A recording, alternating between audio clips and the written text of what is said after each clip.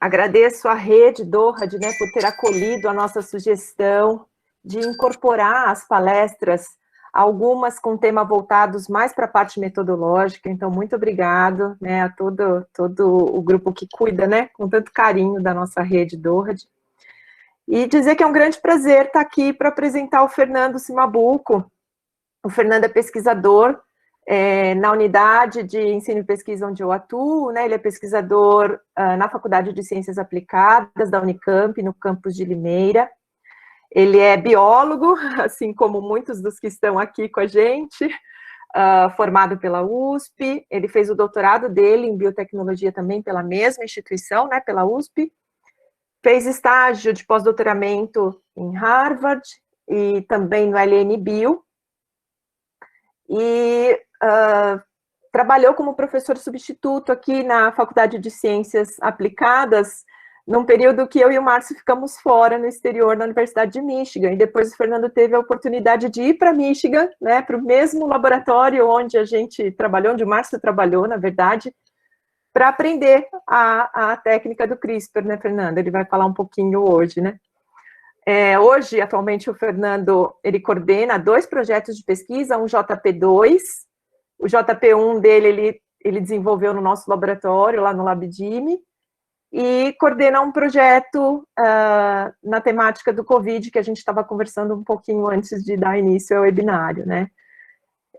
Então, Fernando, seja muito bem-vindo à nossa rede, né? Espero que você se sinta como todos que saem daqui dessas palestras, né, se sentem acolhidos com muito carinho, né, e que seja muito proveitoso para todos que estão aqui presentes, porque o Fernando foi quem padronizou, na verdade, a tecnologia de CRISPR-Cas9 aqui na FCA e tem trabalhado em colaboração com vários pesquisadores daqui.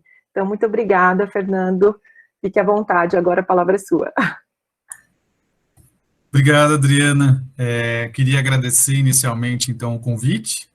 Para mim é um grande prazer estar aqui, né, e espero ter boas discussões aí com vocês. Acho que é sempre válido, oportuno, não só divulgar a técnica, né, o trabalho, mas também discutir com vocês, eventualmente, experiências, sugestões, enfim.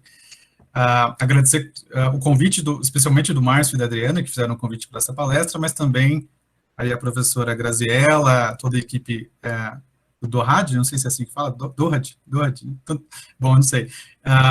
Aqui todo mundo fala como acha melhor, pode ser DORAD, pode ser DORAD. Tá bom, vou iniciar então, posso iniciar, né? Vou compartilhar aqui minha tela.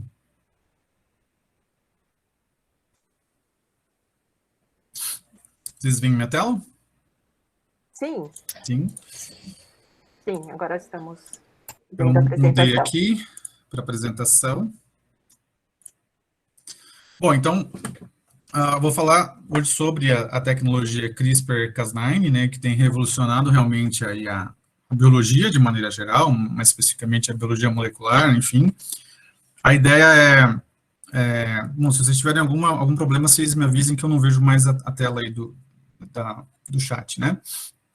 Acho que a ideia da apresentação é introduzir alguns conceitos da técnica, né? Mas eu vou também apresentar alguns exemplos que a gente tem vivenciado no laboratório, então vou falar um pouquinho do meu projeto e ilustrar, né, com exemplos de como a gente pode aplicar essa tecnologia. Obviamente, a gente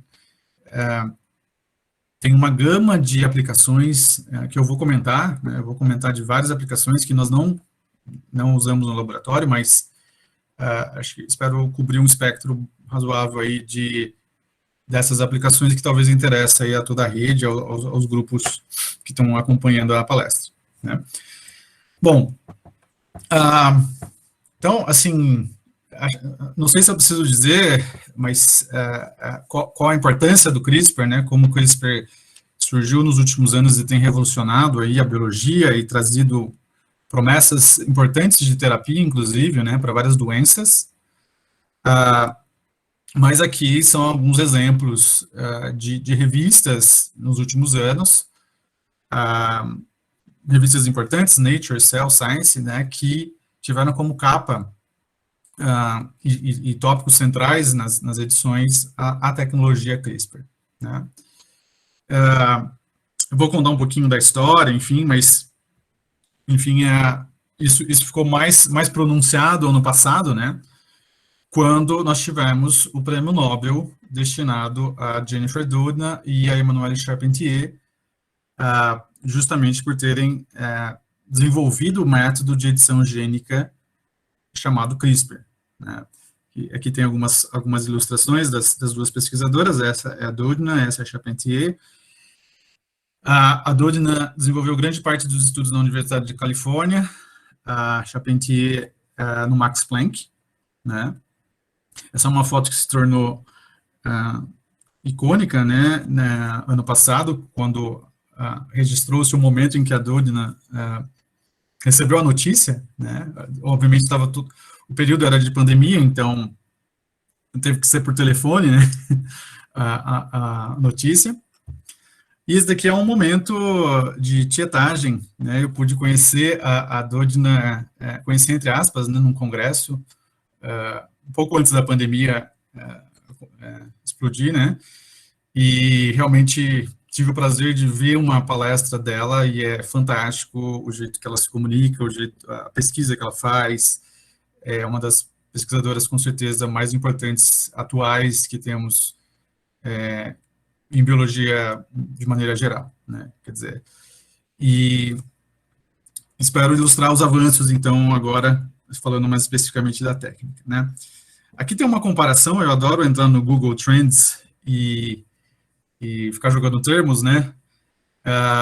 Então, só para vocês terem uma noção de como a busca por CRISPR, né, esse termo, cresceu ao longo dos anos, né?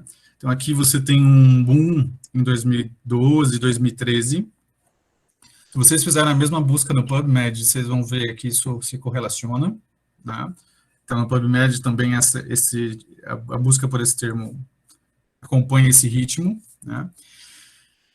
Eu fiz uma comparação aqui com a palavra transgênico, tá? Que teve uma queda nos últimos anos, CRISPR é mais procurado do que a palavra transgênico, e não é por acaso que eu faço essa comparação, né? Uma informação relevante sobre CRISPR é que nós vamos ver em detalhes isso, mas o processo de emprego dessa ferramenta, ele é transgênico, mas o resultado não obrigatoriamente é transgênico, né? Você permanece com uma edição no genoma, mas, em muitos casos, você não, o organismo, a espécie que está sendo editada, ela não passa a ser um transgênico, ou seja, não tem nenhum gene de outra espécie que fica permanentemente no genoma, tá? Isso é um ponto importante, porque, obviamente, a gente tem que tomar cuidado com os transgênicos, tem toda uma relevância, as pesquisas e a preocupação que se faz em termos de transgenia, especialmente quando isso envolve seres humanos, né? Então, esse é um fenômeno muito interessante, é um aspecto muito interessante da tecnologia CRISPR. Eu digo que pode não ser transgênica, porque, em determinadas situações, o CRISPR é usado para fazer um transgênico, tá? Então, nós temos que só tomar cuidado. Espero mostrar nos slides seguintes quais situações são essas, tá? Bom, vou contar um pouquinho da história. Eu adoro a história da ciência de maneira geral, e a história de CRISPR, na verdade, ela começou bem lá atrás, né? Então, esse aqui é um artigo publicado em 95, por um pesquisador chamado Francisco Mojica. Essa é a foto do Mojica. É um pesquisador da Espanha. E a história começou com o laboratório do Mojica procurando em bactéria, ou achando em bactéria, na verdade, algumas regiões que ele descreve nesse artigo aqui como repetidas, né? Sequências curtas e repetidas que ele começou a encontrar em genomas de bactérias. O Mojica, ele é um microbiologista, né? E ele descreveu esse fenômeno, esse fato, e por muito tempo não se deu atenção a isso. Quer dizer, essa informação ficou ali, isso avançou depois, nos anos seguintes, mas de maneira bastante lenta, né? Bom, e o que o Mujica percebeu já nessa época é que essas sequências repetidas nos genomas de bactérias, diferentes bactérias, desde arquea até bactéria, eram parecidas com sequências de bacteriófagos, ou seja, com sequências de vírus que infectam sabidamente as bactérias, né? Então, a pergunta é, por que as bactérias guardam essa informação, né? Será que é os vírus que estão inserindo? Será que as bactérias estão armazenando essa informação? Por que sequências virais estão presentes nas bactérias, né? E elas estavam presentes, na verdade, de uma maneira bastante organizada, como a gente vai ver, né? Porque alguns vírus têm a capacidade de integrar o seu genoma no genoma do hospedeiro. Mas aqui chamava atenção a forma, né, como essas sequências estavam integradas. Bom, depois disso, tem uma longa história de vários artigos que começaram na década de 2000, 2010, a serem desenvolvidos pela Doudna e pela Charpentier, de maneira importante, né? As duas tiveram, com certeza, papel importante no entendimento do que é o CRISPR, né? Até a sua aplicação em células de mamíferos. Tá? Então, antes de chegar na aplicação em células de mamífero, eu quero contar rapidamente para vocês o que é o CRISPR em bactéria. Porque o CRISPR, na verdade, é um sistema que existe na natureza.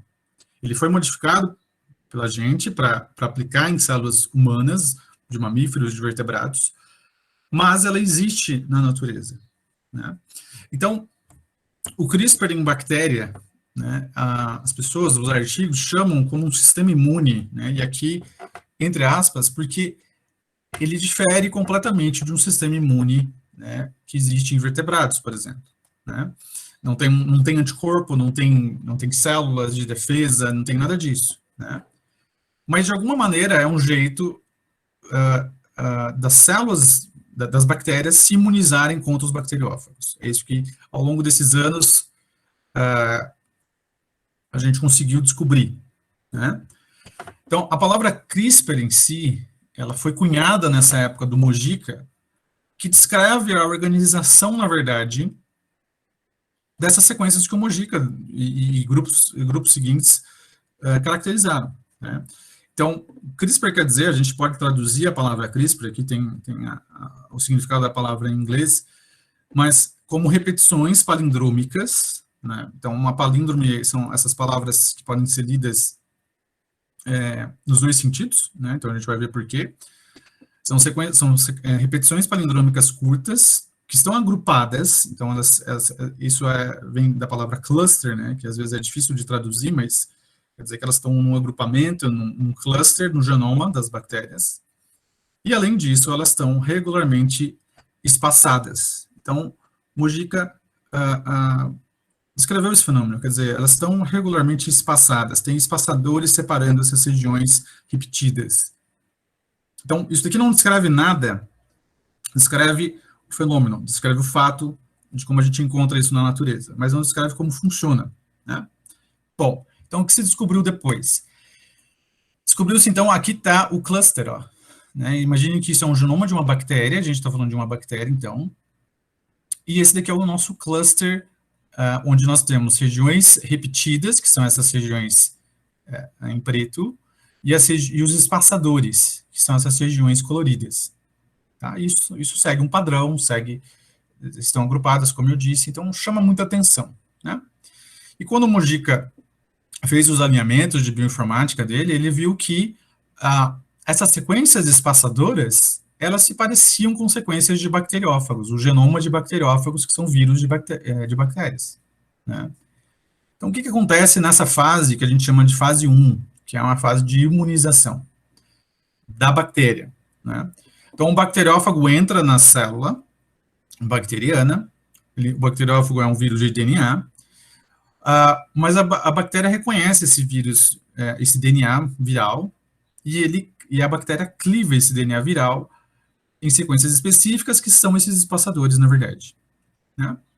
E a bactéria começa a inserir isso no seu genoma, mas insere de uma maneira organizada em um lugar específico, que é justamente nesse cluster.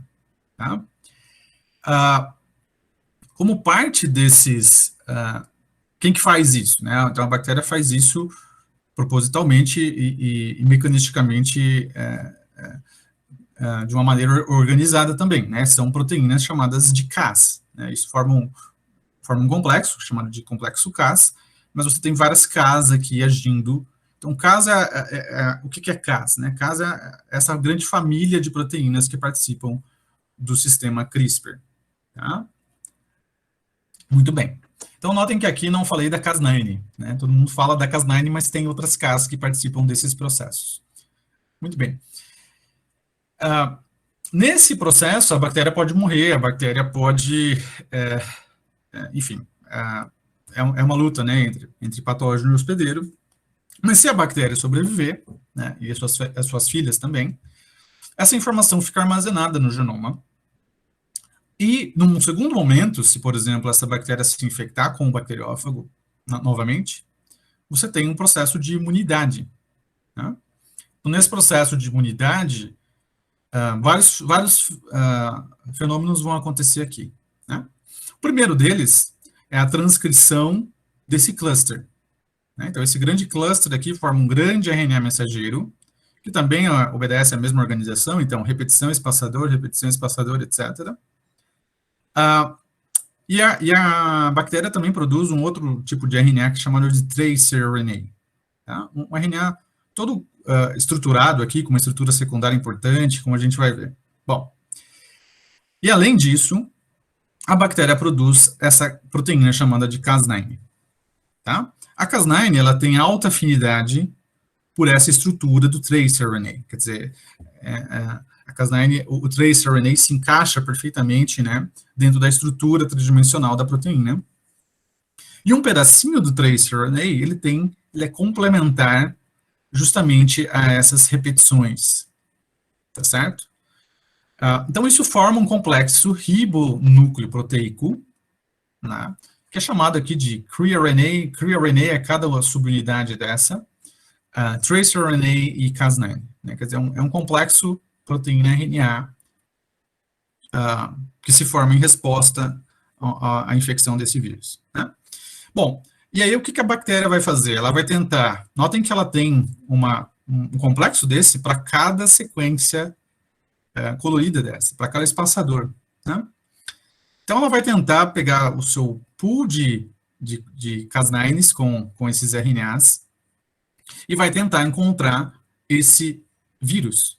Né? Vai tentar encontrar o DNA, o genoma desse vírus. Né?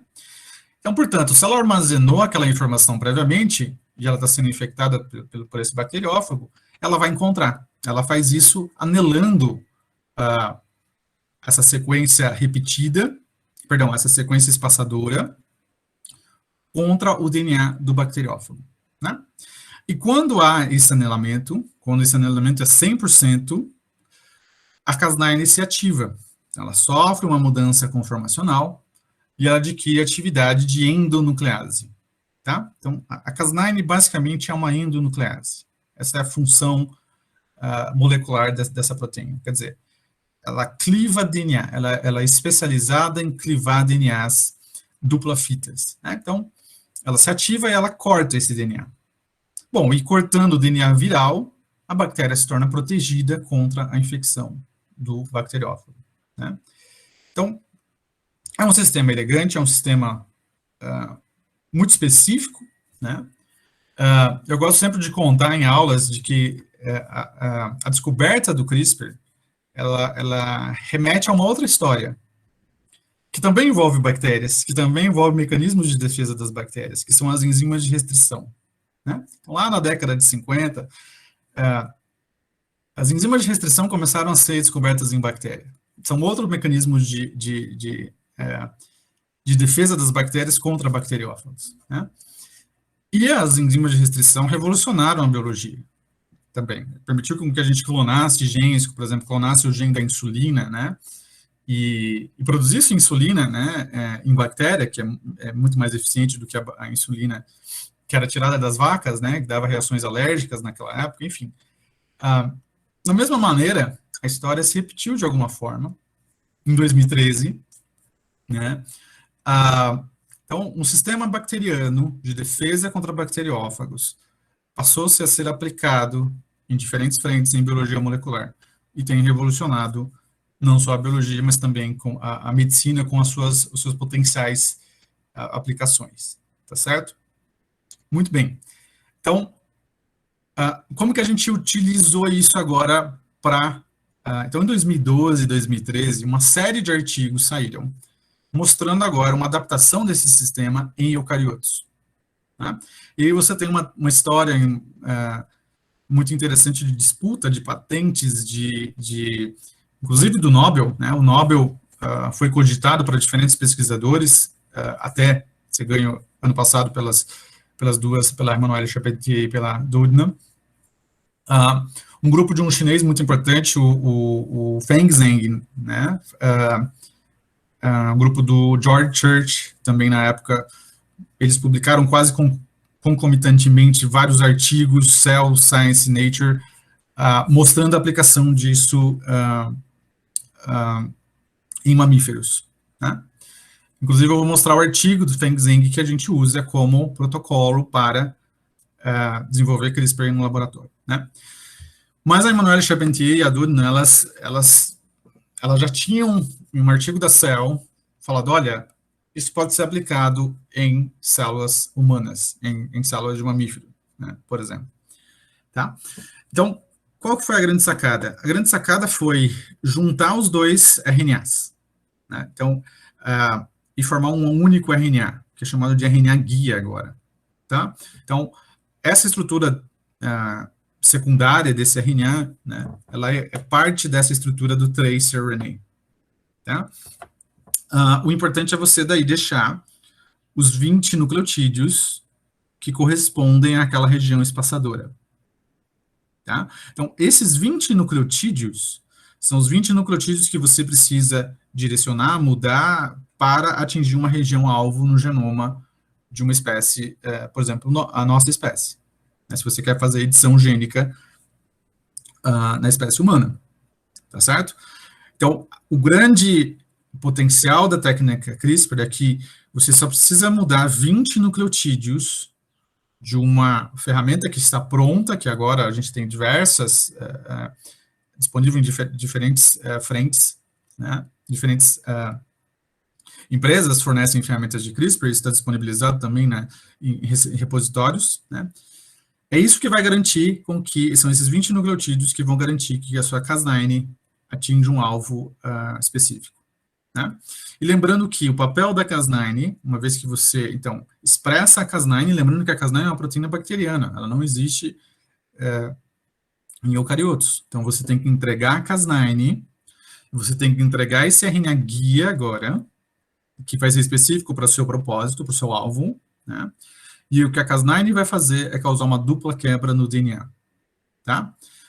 Essa sequência PAN é uma sequência importante que indica, no caso dessa Cas9, que é a Cas9 de uma bactéria específica chamada Streptococcus pyogenes, a gente chama de SP-Cas9. Cada bactéria tem uma sequência PAN diferente, né? Isso muda de bactéria para bactéria, mas essa aqui é mais empregada em aplicações em mamíferos. A sequência de clivagem é 3 nucleotídeos de distância dessa sequência PAN. Tá? Então, é importante essa informação, tanto para desenhar o sgRNA, quanto para depois validar os experimentos. Né?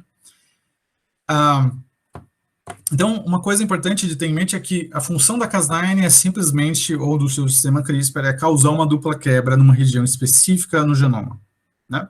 E o que essa dupla quebra vai causar? Bom, essa dupla quebra no DNA, ela vai poder gerar 2 fenômenos, basicamente. Né? Bom, uma dupla quebra no DNA não é algo desejado para a célula, né, obviamente. Então, a célula vai corrigir essa dupla quebra no DNA. Né, a gente chama de double strand break.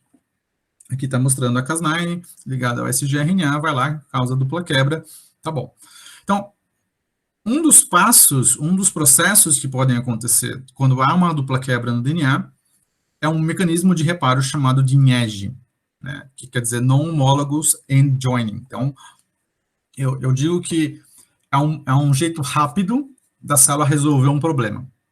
Mas esse jeito rápido, ele é suscetível a erros, tá? Então, quando a célula faz esse tipo de correção, né, que não acontece só com o CRISPR, acontece toda vez que tem uma dupla quebra no DNA. Isso pode acontecer por estresse oxidativo, por agentes tóxicos, enfim, né? Então, sempre que acontece uma dupla quebra no DNA, a célula pode desencadear essa maquinaria de reparo de DNA, que é toda complexa, mas que vai lá, pega essas duas pontas soltas de DNA e é como se passasse uma colinha ali, uma super bonder e juntasse, tá? Só que vocês sabem, se você colar com super bonder, sempre fica uma marquinha ali, né? Sempre fica uma cicatriz, a gente chama isso de cicatriz, scar, né, em inglês, né? E por que essa cicatriz é gerada? Bom, essa cicatriz é gerada porque o processo é suscetível a erros. Então, durante esse processo de NEG, você pode ter inserções aleatórias, nós não temos controle dessas inserções, ou deleções, que também podem ser aleatórias. Exatamente nesse local onde teve a dupla quebra, né? Nós chamamos essas inserções /deleções, né, ou deleções, né, de indels. Então, várias ferramentas que eu vou mostrar já buscam detectar a presença de indels nas células. Tá? Isso é um sinal de que o CRISPR funcionou. Tá bom? E esse processo, especificamente de NEG, ele é muito usado para você fazer um nocaute de um gene. Então, se você tem interesse em fazer o nocaute de um gene-alvo para estudar o seu projeto, para estudar o seu alvo de interesse, a sua proteína de interesse, essa é a ferramenta, esse é o processo que a gente quer atingir. E por que causa nocaute? Bom, se você fizer inserções ou deleções dentro de um exon codificante, né, dentro de um exon que codifica uma proteína, você vai causar, provavelmente, o que a gente chama de frame shift, né, que é uma mudança do quadro de leitura, né? E essa mudança do quadro de leitura provavelmente vai causar um stop codon prematuro. Então, durante a tradução desse novo RNA mensageiro produzido por esse gene mutante, o ribossomo vai encontrar um stop codon prematuro e ele não vai conseguir traduzir a sua proteína, ou ele vai traduzir uma proteína truncada, defeituosa, e é aí que vem o nocaute. É por isso que você gera o nocaute. Tá? Você causa um defeito no sistema de expressão gênica daquele gene. Né? Basicamente é isso. Tá? É um jeito mais simples, mais fácil de se causar um nocaute, de se gerar um nocaute. Né? Você poderia excisar o gene inteiro, você poderia excisar um exon inteiro, mas isso dá muito mais trabalho, é muito mais simples você ir lá, pontualmente, inserir indels, e essas indels vão causar um frame shift, e esse frame shift vai causar a presença de stop codons prematuros no seu gene-alvo. Tá? Um outro processo que existe é você atingir um outro tipo de reparo que é chamado de HDR, né? que quer dizer Homology Directed Repair. Né? Então, seria o reparo dirigido por homologia. Né? Esse reparo dirigido por homologia, ele é mais difícil de acontecer. Entretanto, ele é mais... ele é livre de erros. Tá? E, na verdade, ele serve para você introduzir mutações propositalmente, direcionar as mutações que você quer causar. Tá? Então, como é que funciona isso? Você, além de entregar sua Cas9 e seu sgRNA, você tem que entregar uma segunda molécula, que a gente chama de donor DNA ou repair template, que é essa molécula aqui. Ó. Tá? Então, esse repair template, ele vai ser... ele vai ter braços de homologia, ele tem que se parecer em partes com o seu DNA-alvo, mas no meio, né, em algum lugar desse DNA doador, ou desse repair template, né, vai ter uma pequena mutação. né? Vai ter alguma alteraçãozinha que você propositalmente inseriu ali, né? E a célula vai usar isso aqui de molde, na verdade, para reparar aquela dupla quebra. Tá? Então, quando ela usa isso de molde, que envolve também uma série de maquinaria, uma maquinaria bastante complexa de reparo de DNA, aquela mutação permanece nas células, ela é incorporada nas células. Então, aqui você não tem um DELS, você tem uma mutação específica. Tá? Você pode usar isso aqui para diferentes propósitos. Né? Então, você pode inserir genes inteiros dentro das células. Você pode pensar nisso aqui como uma única base ou como um gene inteiro, por exemplo, um GFP. Você pode inserir, se você quer que a sua proteína seja em fusão com o GFP. É uma metodologia que dá para ser usada. Né? Você pode corrigir mutações. Então, o nosso interesse em particular né, nesse tipo de reparo é corrigir mutações em câncer, porque a gente estuda câncer, basicamente. Né? E outros artigos mostraram que é possível você usar essa tecnologia para corrigir mutações. Você pode também induzir mutações e ver se a sua proteína mutante causa um fenótipo, um fenômeno dentro das células. Né? E a aplicação terapêutica mais importante de CRISPR em humanos, né, a grande promessa de terapia em humanos é justamente essa. Né? Se a gente tem um bom sistema de entrega da nossa Cas9, do nosso sgRNA, e nós entregarmos esse donor DNA de alguma maneira também, nós conseguimos corrigir mutações que podem, por exemplo, causar mutações, doenças hereditárias, doenças genéticas. Né? Então, tem trabalhos maravilhosos, por exemplo, com doenças importantes genéticas, como, por exemplo, a distrofia muscular de Duchenne, né? Fibrose cística, diferentes tipos de câncer, né? Que foram provados em ensaios, em testes, em trabalhos pré-clínicos até o momento, como uma ferramenta promissora para curar essas doenças. Né? Nesse congresso, inclusive, que eu fui, que a Dodina estava, um trabalho fantástico de um pesquisador, o Eric Olsen, que estuda a distrofia muscular de Duchenne, e ele mostrou vários resultados interessantes, que a distrofia muscular de Duchenne é uma doença terrível, difícil de ser curada, é o maior gene humano, né? Então é difícil de você entregar o gene corrigido, mas com CRISPR você consegue ir lá e corrigir a distrofina, que é a proteína que causa a doença, né, quando mutada, e os resultados são incríveis, né? Posso depois até compartilhar com vocês, tá? Muito bem, então, essas são as duas grandes vias, mas as aplicações da tecnologia CRISPR são inúmeras, né? Então, você tem esse sistema, ele foi ao longo desses anos modificado de diferentes maneiras para diferentes aplicações, diferentes propósitos, e eu vou falar agora um pouco mais específico de alguns deles, né? Então, como eu disse, a Cas9 é uma nuclease, né, uma endonuclease, mas a gente conseguiu criar mutantes da Cas9 que são, na verdade, você tem dois domínios nessa proteína, que são os domínios de clivagem, tá? Então, se você mutar um domínio, né, um domínio ou outro, esses são os nomes dos domínios, você cria uma nicase. Né? Uma nicase é uma proteína que causa um nick, né, no DNA, que é a quebra de uma ligação fosfodiéster só numa fita. Né? Isso é chamado de nick. Então, você pode... às vezes isso é interessante em alguns propósitos, por exemplo, quando você quer remover uma sequência maior, você pode inserir duas nicases, por exemplo, e aí você consegue remover uma sequência maior, por exemplo, um promotor, um gene, um exon inteiro, um intron, você consegue começar a brincar com outras possibilidades aqui, né?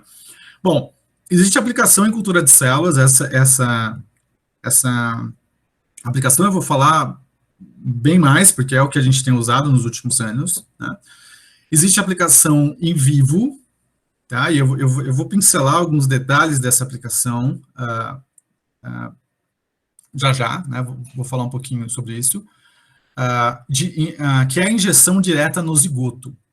Né? Então, a injeção direta em um zigoto permite que você edite e gere um indivíduo editado, né, desde o seu nascimento. Né? Então, essa pode ser uma aplicação em humanos, com muitos cuidados, porque tem toda uma questão ética aí, que a gente até pode discutir depois, obviamente, né? Mas trabalhos importantes já saíram, por exemplo, um trabalho importante em 2018 foi a comprovação de que a edição em embriões humanos para uma doença genética foi atingida graças ao CRISPR, tá? Os embriões não foram implantados, mas é um artigo da Nature que mostra que funcionam, tá? Existe a história lá dos bebês chineses, que em teoria foram os primeiros bebês editados por CRISPR e que já nasceram, inclusive, né? Bom, uma outra aplicação é o uso da ferramenta CRISPR em combinação com vetores virais. Então, em vez de entregar, fazer a edição na célula germinativa, né, você entrega nas células somáticas. E aí você pode usar um vírus para fazer isso.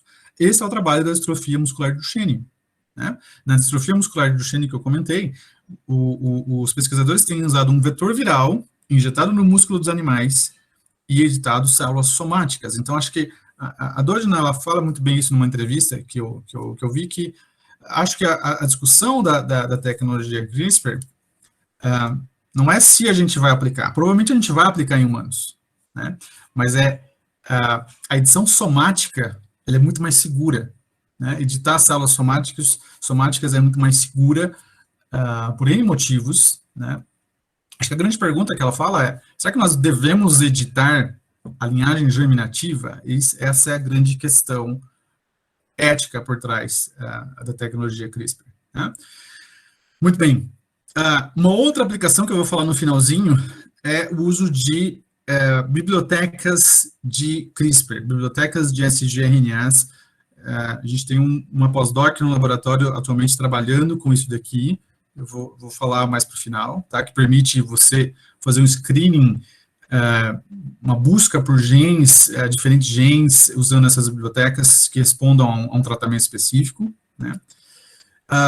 Você pode usar essa Cas9 agora para modular a transcrição, por exemplo. Em vez de ir lá e causar uma dupla quebra, você usa a Cas9 para mudar a transcrição. Eu vou falar mais sobre isso também. Como agente modulador epigenético, você pode usar a Cas9 para metilar ou desmetilar estonas, por exemplo, né, que isso tem aplicações fundamentais em estudos epigenéticos, certo? Você não precisa obrigatoriamente causar uma mutação no DNA, né? Você pode usar simplesmente ela como uma ferramenta para desmetilar uma região da cromatina, por exemplo, tá certo? Marcação da cromatina, né, isso daqui substitui um pouco aquela técnica clássica de citogenética, FISH, né? Então, você pode colocar proteínas fluorescentes e marcar, por exemplo, se as células têm duplicações gênicas, fazer estudos epigenéticos, citogenéticos. E aqui ainda, sistemas muito mais elaborados, por exemplo, de optogenética, em que o sistema CRISPR ele é ativado por luz, né? Então, isso daqui tem aplicações fantásticas. Inclusive, o Feng Zheng, ele trabalhava com optogenética antes de ter contribuído também de maneira importante com relação a CRISPR, tá? Onde você tem sistemas que você pode ativar a expressão gênica ou causar um nocaute usando a luz, né? Isso é optogenética, tá? Aqui um pouquinho mais em detalhes de como a gente mudou ao longo dos anos essa Cas9, né? Então, aqui tem um exemplo da nicase, olha, que eu dei, né? Esses são os domínios de endonuclease da Cas9, e se você tirar um deles, você gera o que a gente chama de nicase, como eu disse, tá? Em alguns momentos na palestra vai aparecer essa proteína que é a DED-Cas9, né? Então, esse D-Cas9 quer dizer uma Cas9 que está morta. O que é essa DED-Cas9? Nada mais é do que uma proteína que foi mutada nos dois domínios de endonuclease, né? Então, ela simplesmente é usada para reconhecer uma região-alvo. Mas uma vez reconhecida, ela não faz nada. Ela não quebra o DNA, tá? Então, para que serve essa DED-Cas9? Então, qualquer proteína efetora que você colocar em fusão com essa DED-Cas9, a Cas9 vai aproximar essa proteína efetora da região que você localizar, tá? Então, a Cas9 aqui, nesse tipo de aplicação, ela é usada mais como uma proteína de entrega. Então, você pode entregar um fator de transcrição, por exemplo, numa região promotora. Você pode entregar aquelas proteínas que causam edição epigenética, né, que fazem, por exemplo, acetilação de histona, metilação de histona, desmetilam histonas, uma série de aplicações. Você pode entregar um GFP, por exemplo, para ver uma região da cromatina, enfim, várias aplicações, né? Então, a gente tem essa ferramenta em mãos disponível para usar em diferentes projetos, tá? Aqui é mais uma recapitulação disso tudo que eu disse. Então, nós temos a aplicação mais importante, eu diria, mais usada, é usar o sistema CRISPR para causar indels, então, para fazer knockout de genes.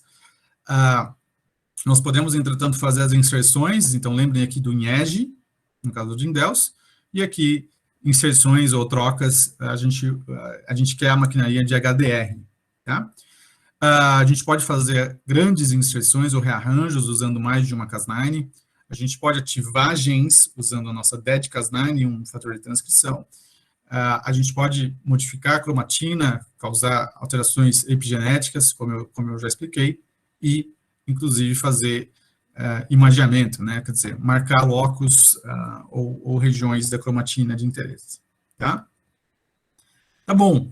Então, esse é um panorama bem geral. Agora, eu queria adentrar especificamente em alguns pontos, que eu acho que eu mostro alguns problemas que nós tivemos com relação à tecnologia CRISPR, tá? E algumas soluções, né? Vários problemas e algumas soluções. Bom, e aplicações, principalmente em cultura de células, como eu disse, tá? Bom, o meu projeto, esse JP2, ele tem como foco a via da mTOR. Eu não vou entrar em detalhes na via, alguns de vocês talvez conheçam, por ser uma via importante em termos de resposta a nutrientes, né? Então, é uma via que responde aminoácido, ao balanço energético das células, a fatores de crescimento de maneira geral. E o que a gente sabe é que diferentes membros, não só da via da mTOR, mas de vias upstream ou adjacentes à via da mTOR, são ora supressores tumorais, ora ativadores tumorais ou oncogenes, né? Então, a proteína RAS é um importante oncogene, a proteína PTEN é um importante supressor tumoral, né? Quando mutado, esses genes estão relacionados com as neoplasias, né? E a proteína mTOR faz parte de um complexo, na verdade, ela constitui um complexo chamado de TORC, né? Que responde à rapamicina. Então, nós temos interesse no uso da rapamicina como um fármaco da via. A metformina também, ela age na LKB1, que está upstream da via da mTOR. Então, alguns alvos dessa via nos interessam nesse novo projeto, incluindo, portanto, a LKB1. A NF2, eu vou mostrar alguns dados. A NF2 é um projeto que é uma aluna de doutorado toca, a Mariana Mancini. A gente acredita, não só a gente, mas evidências na literatura mostram que existe um crosstalk aqui entre mTOR e NF2, e NF2 está relacionada com o balanço do estresse oxidativo nas células. Ela é um grande player, uma importante proteína relacionada com o controle do estresse oxidativo, né? E o estresse oxidativo em câncer é modulado, então muitos artigos, muitos trabalhos têm apontado o NF2 como um possível alvo terapêutico para câncer, tá certo? E por fim, a PARP, né? A PARP1, que é uma proteína que a gente acredita que tem uma relação importante com essas proteínas downstream da mTOR, que são as S6Ks, tá? E aí faz um link também com a PARP faz um link importante com reparo de DNA, que é algo importante em câncer também, tá bom? Então, esse daqui é um resumo dos grandes objetivos desse projeto, e eu vou falar de alguns. Então, a gente quer empregar CRISPR em diferentes frentes nesse projeto, tá? Então, a PARP, como eu disse, está relacionada com reparo de DNA. A gente tem um projeto com câncer de mama, nesse caso, porque inibidores da PARP são efetivos em alguns tipos de câncer de mama. A gente quer explorar isso também. A NF2, a gente tem um modelo de câncer de próstata como modelo. E A LKB1, a gente estuda ela especificamente em câncer de pulmão, né, que a gente tenha visto nos últimos anos que responde bem a metformina. Então existem vários trabalhos mostrando que metformina, em câncer de mama também, mas a gente tem focado em câncer de pulmão, pode ser um fármaco interessante, importante para tratamento de câncer, tá?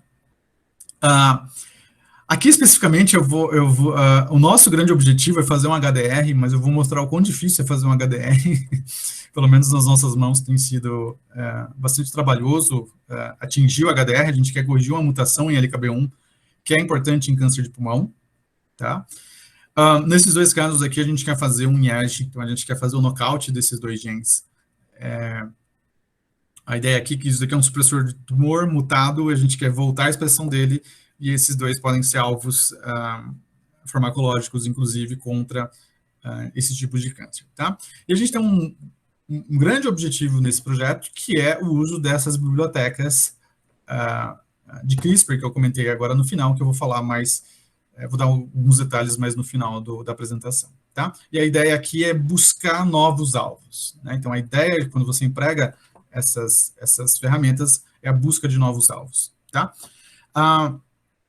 Aqui eu tenho alguns exemplos, na verdade, de projetos que a gente tem feito usando o CRISPR, não só no nosso laboratório, mas em outros laboratórios, né?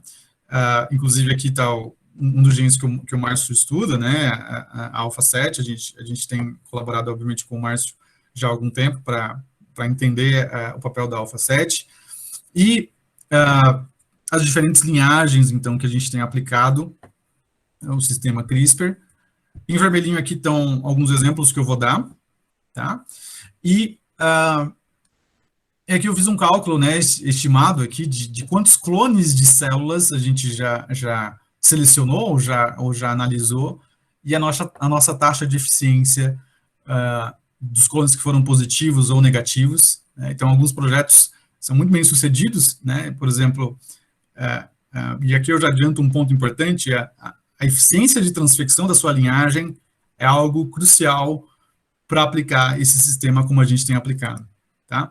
Então, a REC293 é uma linhagem super fácil de transfectar, e ela basicamente foi feita, né, para ser uma célula de transfecção, e a gente tem uma alta taxa de sucesso em REC, né?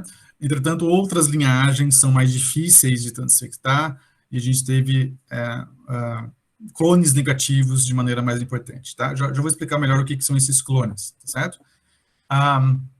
E aqui a nossa taxa de sucesso com HDR, obviamente, a gente tem dificuldade, a taxa de sucesso é menor, mas isso é reportado na literatura, né?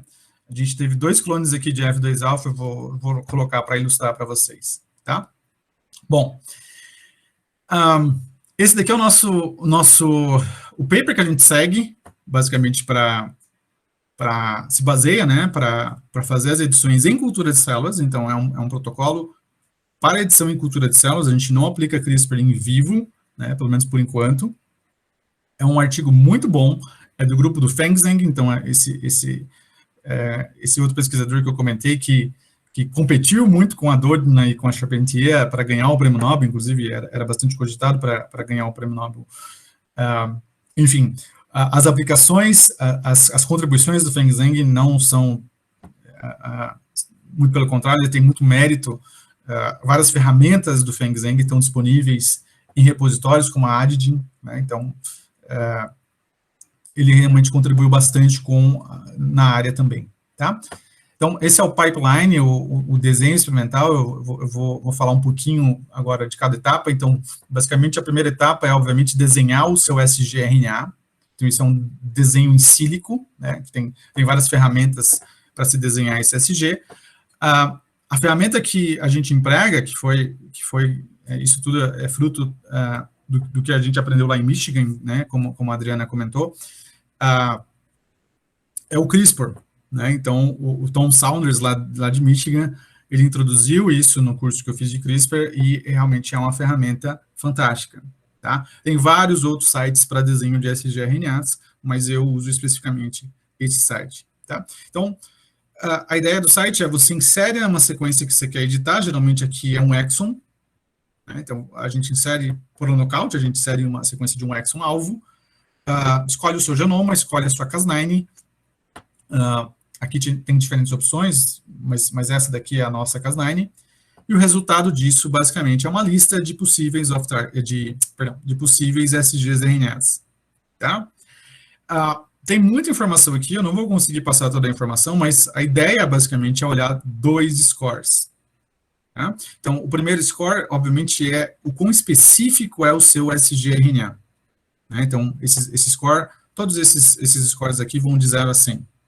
Tá bom?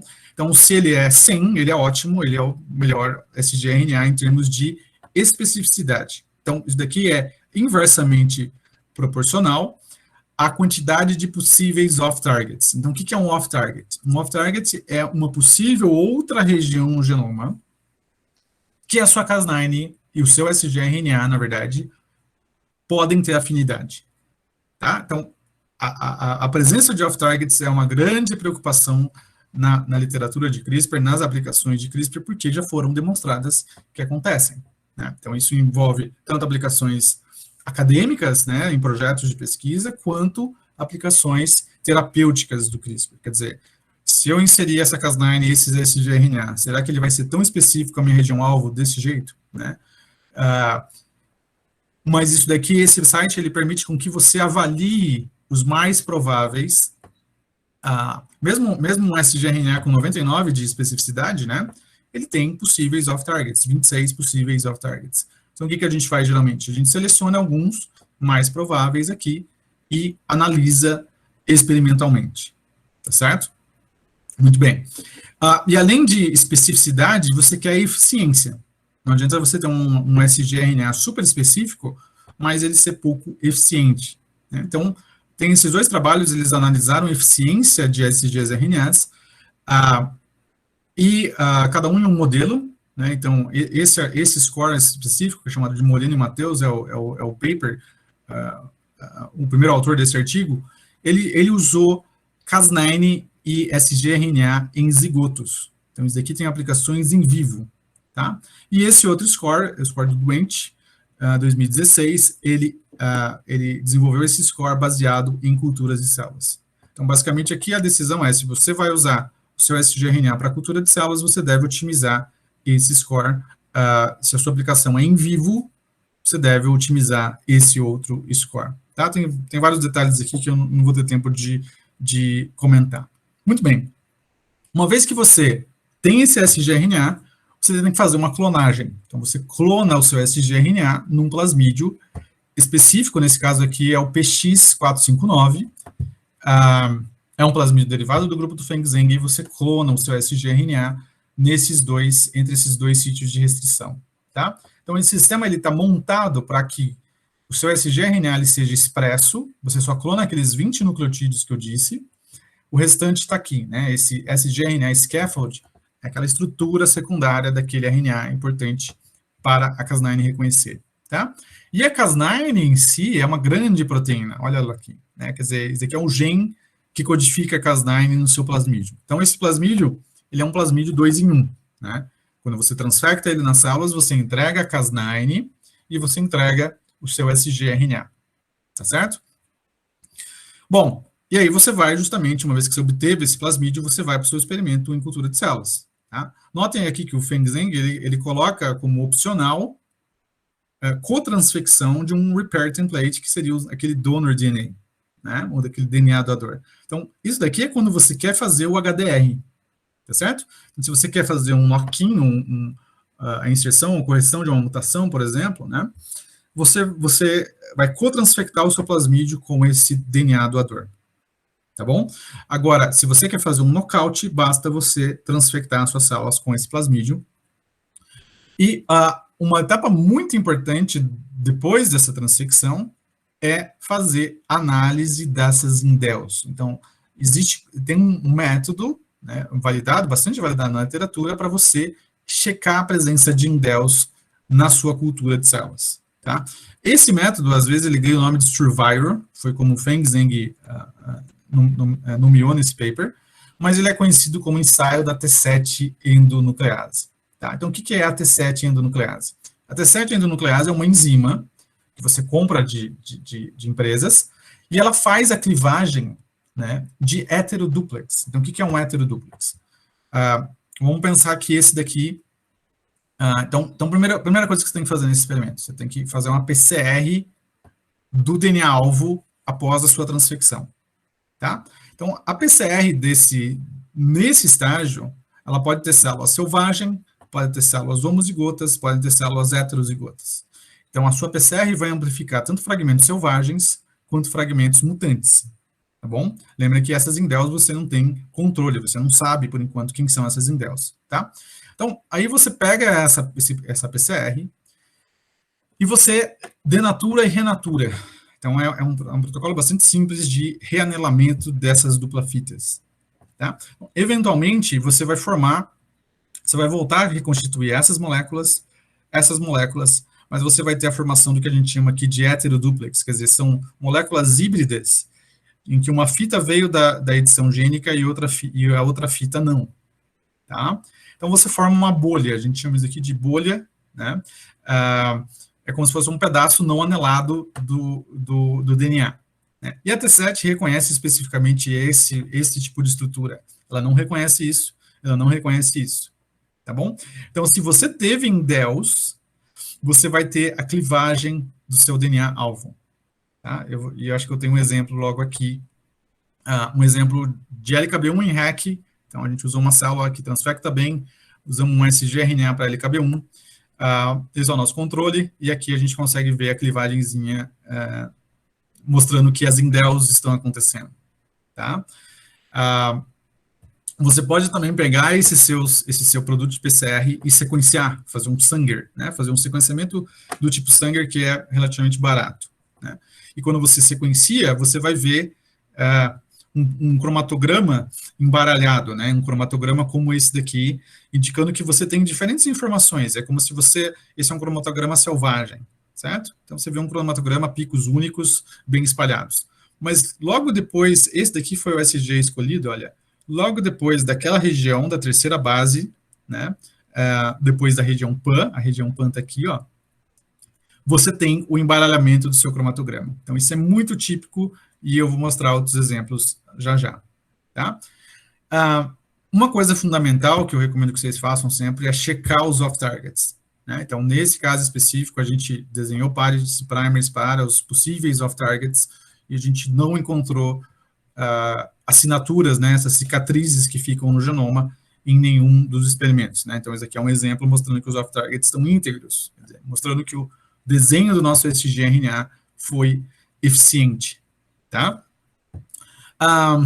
Esse aqui é um Western blotting simples, mostrando a edição, a expressão, na verdade, dessa Cas9. Essa Cas9 ela tem um tag chamado flag, então você consegue, inclusive, detectar a expressão da Cas9. E aqui mostrando já nessa fase que a gente chama de mixed population, quer dizer, você não isolou clones, mostrando que o knockout às vezes é efetivo já nessa fase. Se você pegar essa cultura de células e fizer um Western blotting, se a transfecção foi eficiente, se o sgRNA foi eficiente, você vê o knockout da sua proteína. Tá certo? Muito bem. Esse aqui é um exemplo, é o único exemplo que eu tenho para trazer do HDR. Então, o HDR funcionou nas nossas mãos em algum momento, sim, né? Esse daqui é a edição gênica da IF2-alfa em REC293, e nesse caso a gente inseriu o plasmídio com um donor DNA, tá? E o que a gente quer fazer nesse caso é trocar essa serina por uma alanina. Né? A gente quer fazer uma point mutation, né? Uma mutação pontual. O propósito disso é provar que essa serina é importante biologicamente, tá? Mas você pode usar isso para corrigir uma mutação, para induzir uma mutação hereditária, enfim. Né? Apesar de alguns problemas aqui no cromatograma, isso mostra que a edição foi eficiente. Tá? Você tem a troca dessa serina por uma alanina. Tá certo?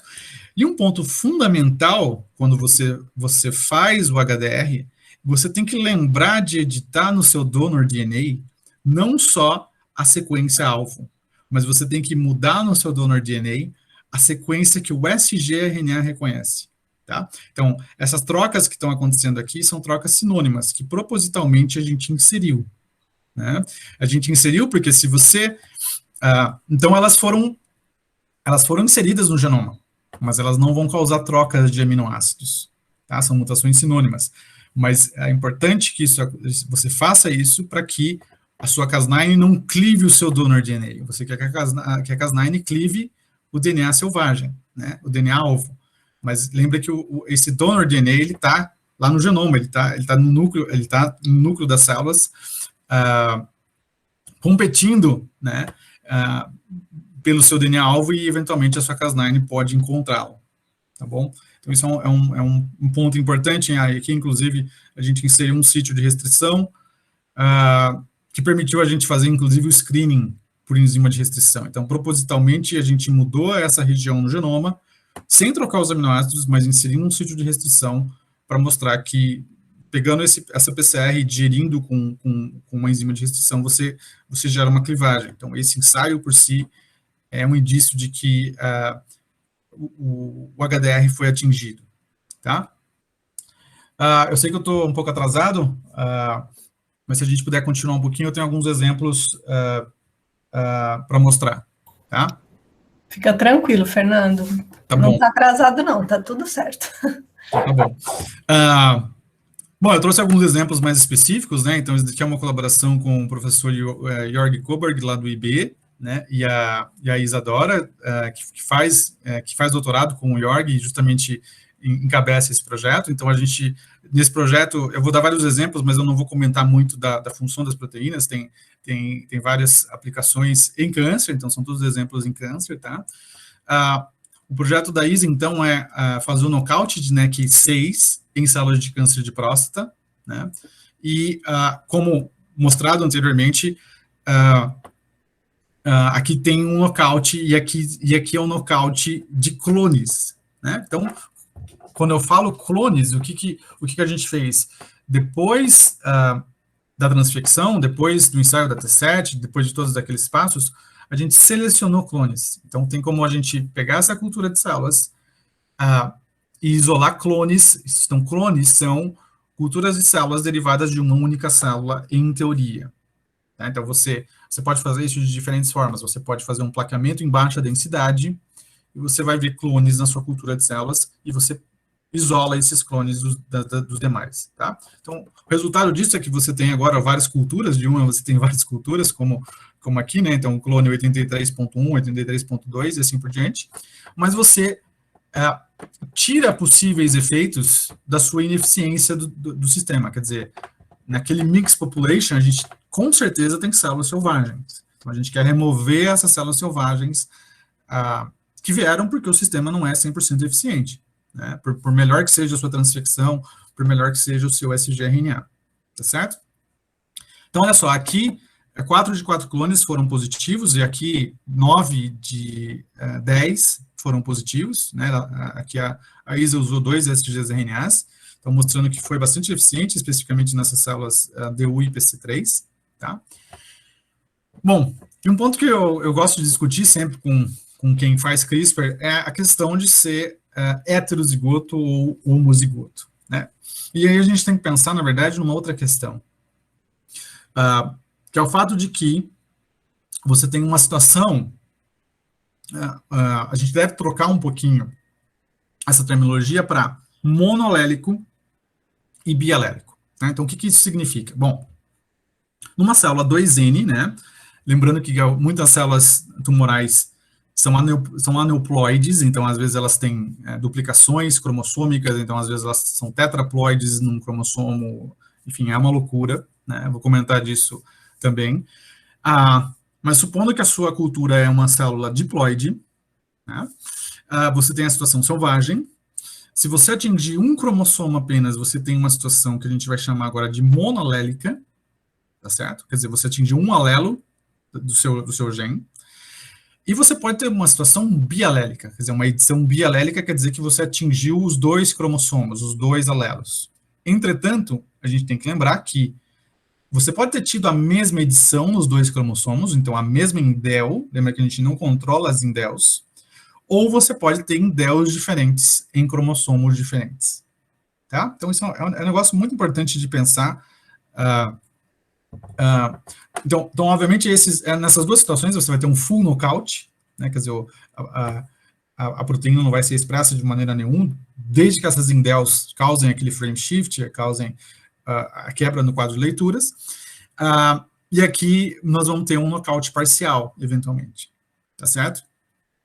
E agora a gente vai chamar isso aqui de maneira diferente, olha, o homozigoto, na verdade, é esse daqui, certo? Então, você pode ter uma edição bialélica heterozigota, tá certo? Assim como esse é um heterozigoto, porque geneticamente essas células, esses cromossomos são diferentes.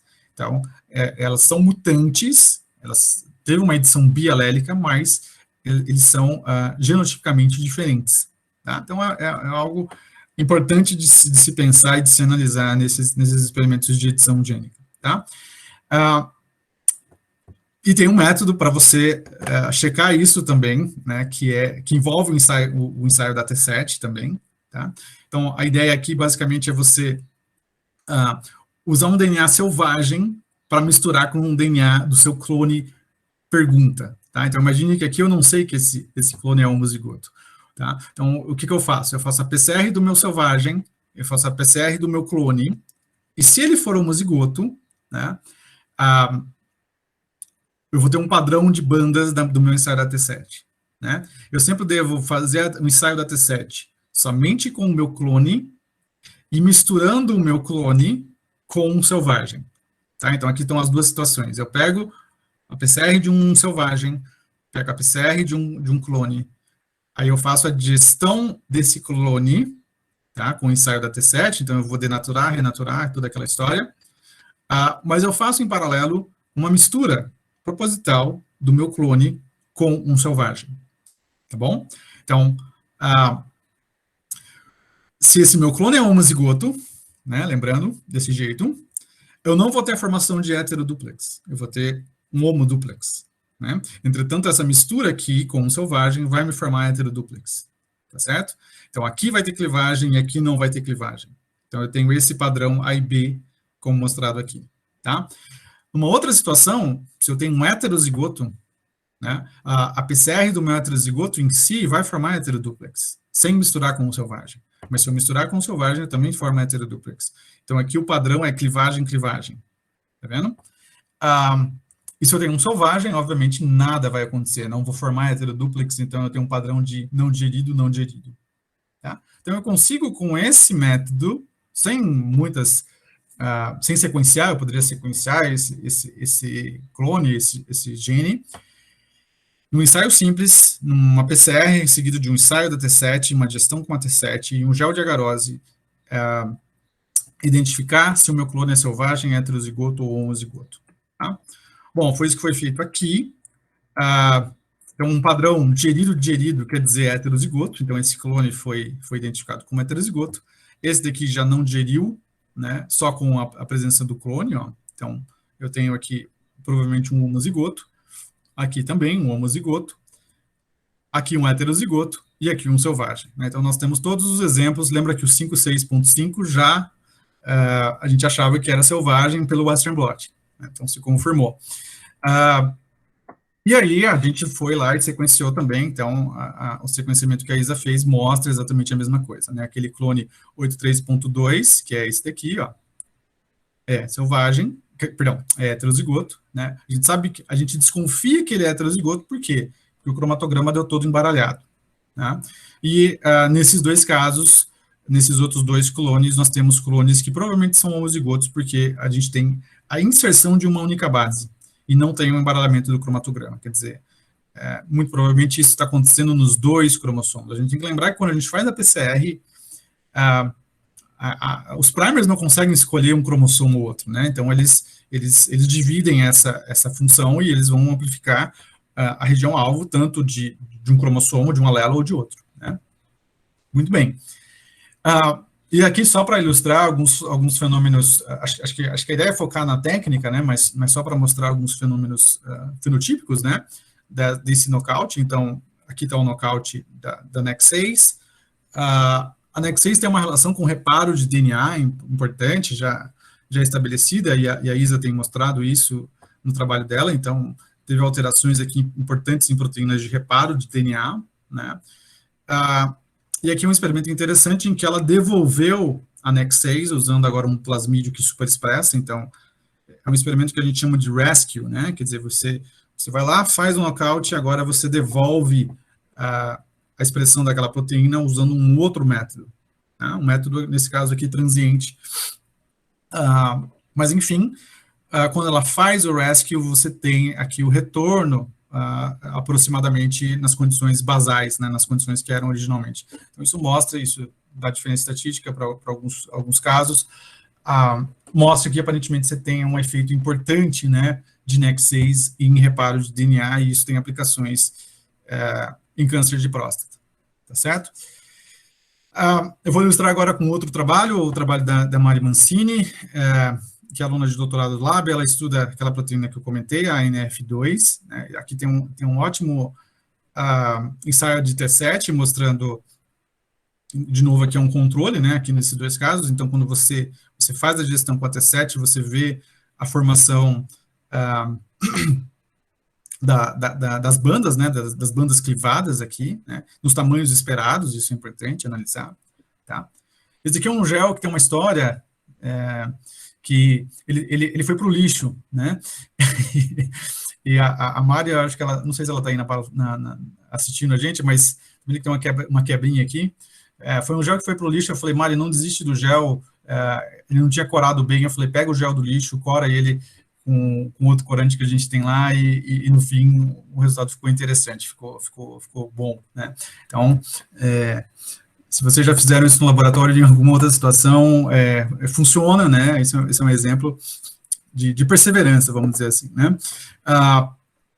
E aqui estão os screenings dos clones que a Mari fez, tá certo?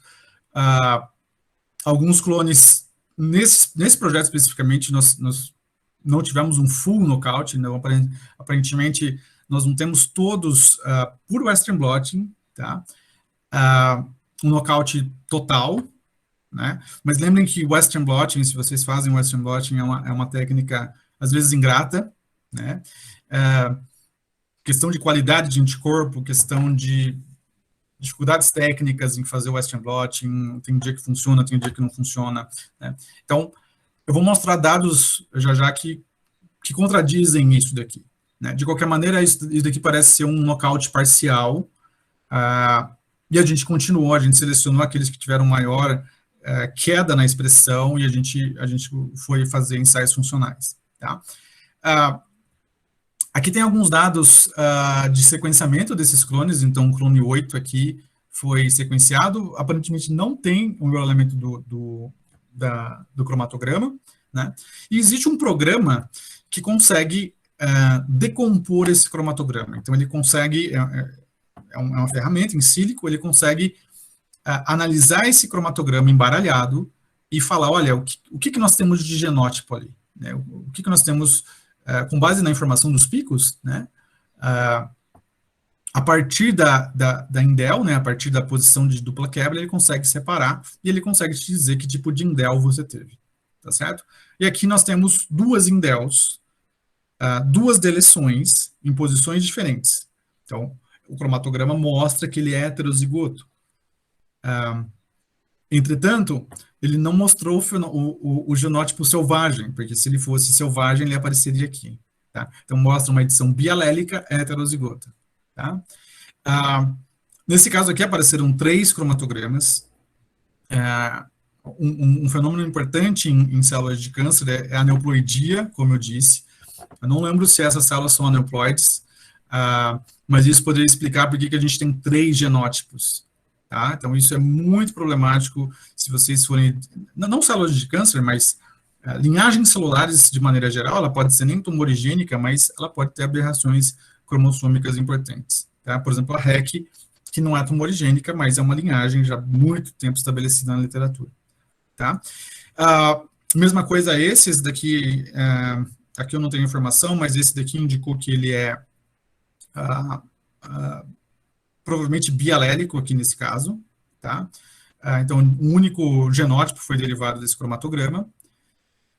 Bom, o importante é que a Mari daí fez alguns ensaios funcionais, e essas daqui são proteínas downstream de NF2, são proteínas que A NF2 é um grande fator de transcrição que regula proteínas-alvos para fazer o balanço do estresse oxidativo, né?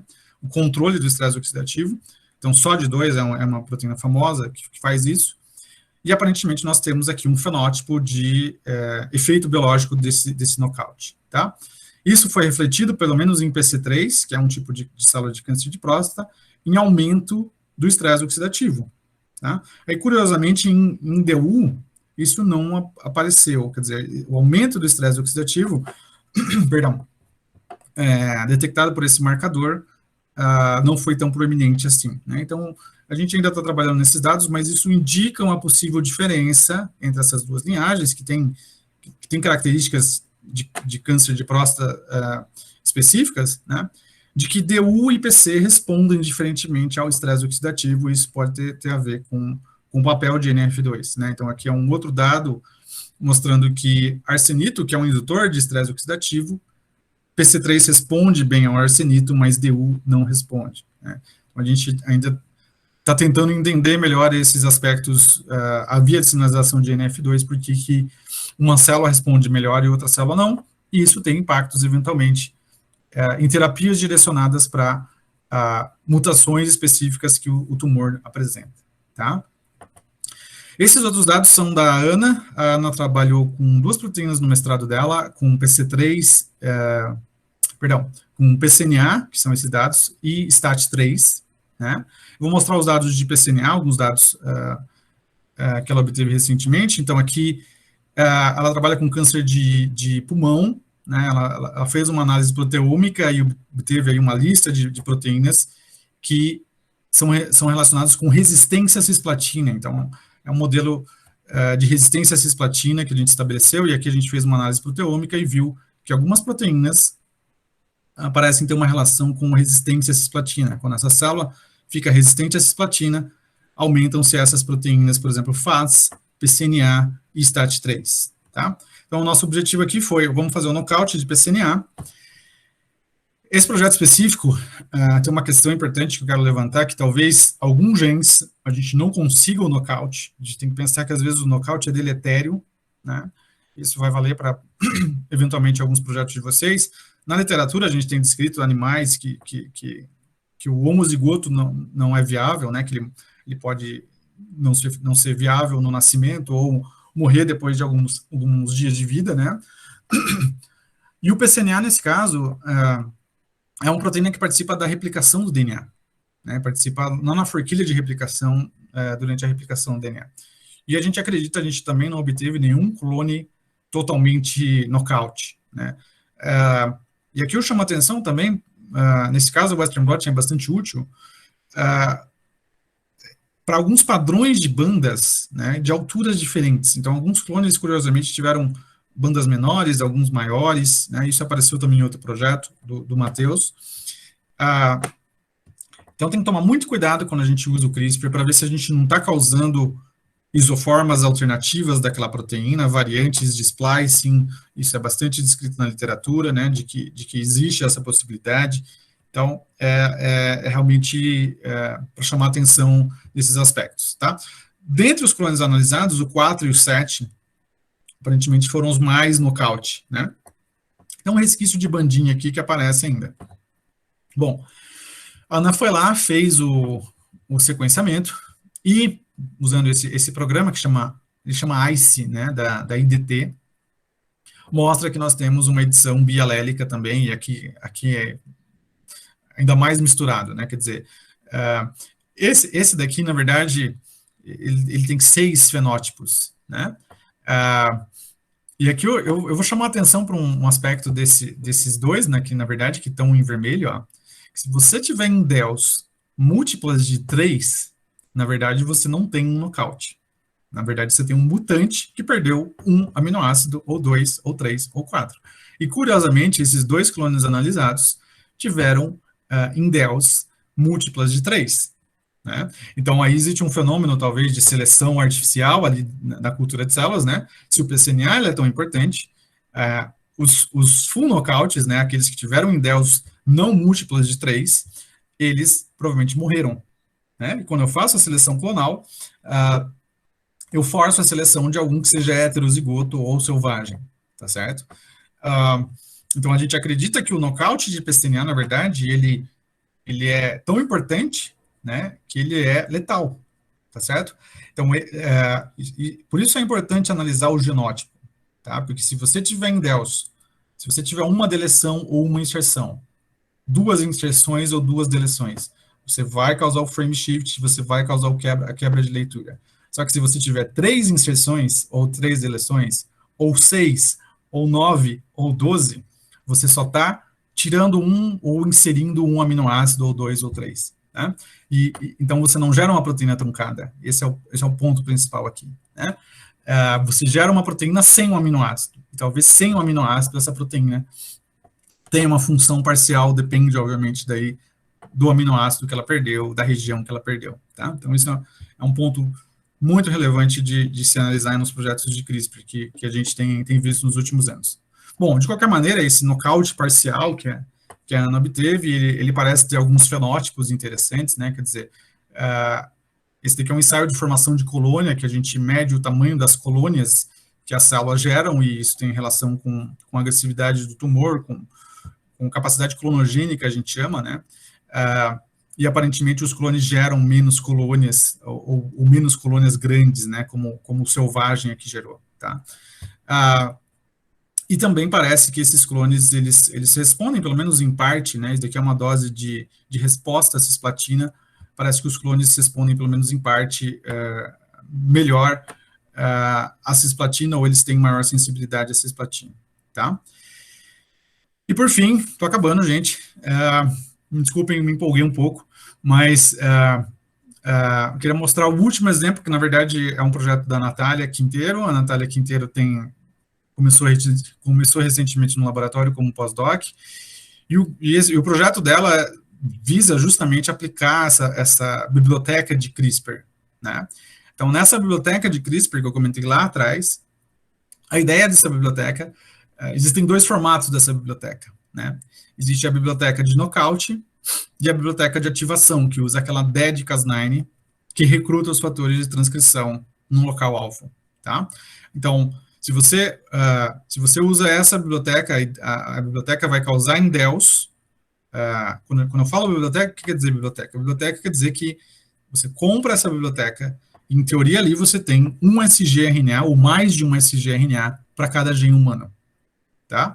Então, se você aplicar a biblioteca, se você transfectar a biblioteca numa cultura de células, você vai estar fazendo, em eventos isolados, em cada linhagem, em cada célula, na verdade, o nocaute de um gene específico. Tá? Então, essa biblioteca de knockout se baseia na mesma informação que eu passei até agora, quer dizer, inserir em DELS, e isso vai gerar um stop codon prematuro em exons, então ela tem como alvo exons de genes, de todos os genes humanos, né? E essa outra biblioteca, ela envolve essa Cas9 modificada, que é uma DED-Cas9, então ela não causa dupla quebras, mas ela recruta ali fatores de transcrição, esses daqui são fatores de transcrição, em regiões promotoras, e eles vão, portanto, causar a ativação dos genes. Vai aumentar a transcrição, a atividade transcricional do gene-alvo, tá? Então, uma serve para você tirar o gene, e a outra serve para você aumentar a expressão gênica, né? E aí o sistema funciona de uma maneira bastante parecida. Esse daqui também é um paper do grupo do Feng Zheng.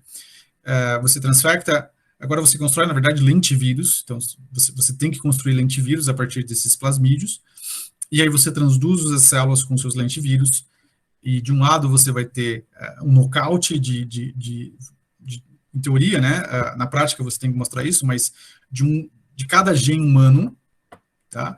E nesse outro lado você vai ter ativação de cada gene humano, tá?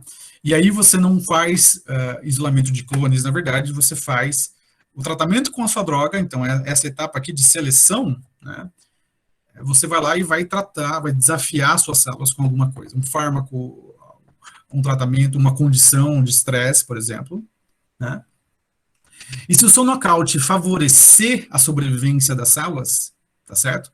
O resultado dessas células após a seleção vão ser as células que tiveram nocaute desses genes, né? Por outro lado, se a ativação de genes for importante para garantir a sobrevivência dessas células, você vai ter essas células selecionadas nesse momento, né? Então, a ideia aqui é tratar com um quimioterápico e identificar quais genes são importantes para criar resistência ou cuja ausência é importante para criar resistência ou cuja presença é importante para criar a resistência ao quimioterápico, né? Bom, depois que você faz o tratamento com sua droga de preferência, enfim, você isola esse DNA genômico e faz um sequenciamento de última geração, e aí é nesse momento que você vai identificar esses genes, né? Então, é uma ferramenta poderosa, importante para você buscar novos alvos, tá? Então, esse é o grande objetivo da Natália, é um projeto mais elaborado. Eu não trouxe resultados, a gente ainda está no preparo dessas bibliotecas, a gente ainda está produzindo essas bibliotecas que são mais difíceis de produzir, enfim, mas eu acho que a ideia do projeto como um todo é válida para vocês verem como a gente consegue aplicar a técnica CRISPR, tá? Só para encerrar, alguns pontos importantes em cultura de células que a gente tem notado nos últimos anos, que é importante a gente estar atento quando utiliza CRISPR em células. A questão da neuploidia, especificamente em células de câncer, de cultura de células de câncer, é algo importante. Essa questão do mono, bialélico e hétero e o homozigoto, que eu comentei. Check off-targets é algo que eu incentivo bastante vocês a fazerem. A gente até o momento não teve nenhum exemplo de off-target que a gente encontrou. A questão da homozigose, eu dei um exemplo do PCNA, né, que a gente acredita que é letal, então talvez ter um full knockout seja inviável em muitos experimentos, né? A presença de isoformas não desejadas, aqui o Western blotting é importante, splicing alternativo, exon skipping, a literatura está cheia de exemplos, né? O Matheus tem trabalhado num projeto especificamente que eu não mostrei os dados, mas que indica isso, né? A formação de isoformas não desejadas da proteína-alvo. E a questão da seleção clonal, eu trago aqui como uma discussão mesmo, porque a seleção clonal, né, você isolar clones, pode ser um viés, né? Então, você submeter a célula ao isolamento, porque a cultura de célula geralmente está ali vivendo com várias células adjacentes, né? Elas estão se retroalimentando, elas estão interagindo, e você isolar uma célula, colocar uma célula num pocinho, e daí criar uma nova linhagem, isso pode ser um viés, tem vários artigos, é por isso que é importante fazer o controle lá, não sei se vocês repararam, mas o PX que eu mostrei vazio é sempre a mesma cultura submetida ao isolamento clonal, né? Alternativa, você pode usar o Mixed Population se você tiver uma transfecção efetiva logo de início, tá? Finalizar agradecendo todas as pessoas envolvidas, o pessoal do laboratório que trabalha com CRISPR, estão todos aqui. Nós temos colaborações com o professor Carlos Menck do ICB, que ajuda nesse projeto da Natália. Agradecer ao LabDIM, né? No LabDIM a gente iniciou, na verdade, esses projetos, como a Adriana disse, com a minha ideia lá a Universidade de Michigan, onde eu aprendi grande parte dessas técnicas, enfim.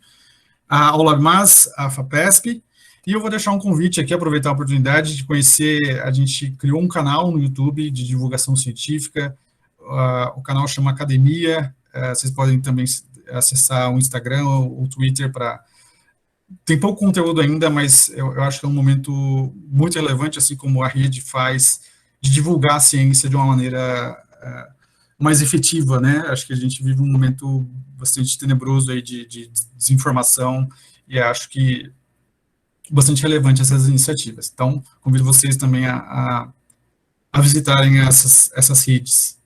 Bom, terminando agradecendo a atenção de vocês, desculpem o passeio do tempo, eu espero ter tempo para perguntas.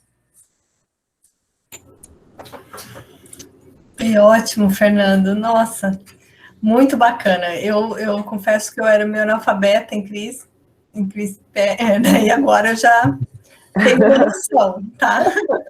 Legal. Bom. Então, agora acho que a gente pode abrir para as perguntas. Isso. Não temos inscritos ainda. Você conduz, Adriana? Pode ser? Claro, com certeza. A gente sempre abre para que alunos também possam se inscrever, né? A Cris está na fila aqui para perguntar. Ô, Fernando, você não quer tirar a apresentação? Aí acho que fica melhor para a gente se ver, né? Fica... Não sei se tem... Acho que não temos inscrição de alunos. Podemos começar com a Cris. Pode então. ser a Cris? Cris. Oi, Fernando, parabéns. Excelente, excelente, excelente apresentação. Acho que a parte inicial, assim, para todos os alunos que estão aqui, eu falei com as gurias antes que eu convidei os meus alunos da graduação em Bioquímica, porque a gente vai falar de CRISPR daqui a pouquinho também lá. Eu não vou nem dar aula de CRISPR, eu vou pegar o link do YouTube e eu vou mandar para eles, porque sensacional, parabéns, tá? E o teu trabalho também, pensar que estou fazendo tudo isso é espetacular e com alvos, assim, extremamente interessantes, pensando no futuro clínico, né? Então, sensacional. Parabéns mesmo. Eu estou pensando justamente nesses off-targets, que eu acho que é uma das preocupações, né? Porque a gente vê toda a possibilidade que tem de cura de doenças. Eu trabalhei durante muito tempo com erros inatos do metabolismo, que muitas vezes é um nucleotídeo, né? Só que a gente tem alterado ali, tu falou da fibrose cística, por exemplo, né? Que aqui no Sul tem uma incidência muito alta, inclusive, em função da imigração europeia que a gente tem.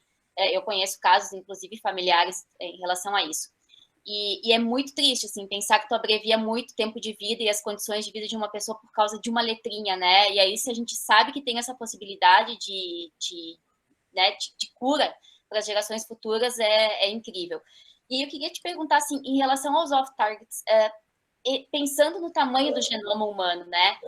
Tem segurança realmente para se trabalhar com modificação de um nucleotídeo só, com essa tecnologia de HDR que tu falaste, que, né, pelo visto é realmente o melhor caminho que se conhece até agora?